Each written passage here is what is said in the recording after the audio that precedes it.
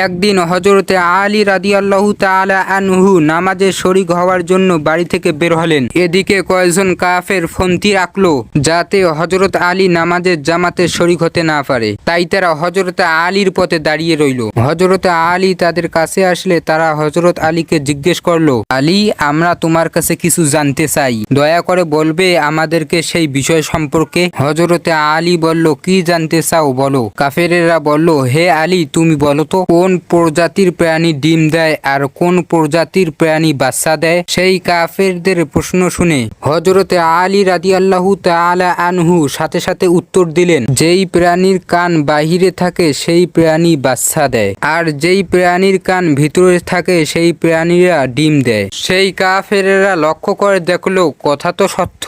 তারা বিস্ময়ে বিমন হয়ে বলতে লাগলো, সর্বনাশ, আমরা নিজেরাও তো এই প্রশ্নের উত্তর জানি না। হযরত আলী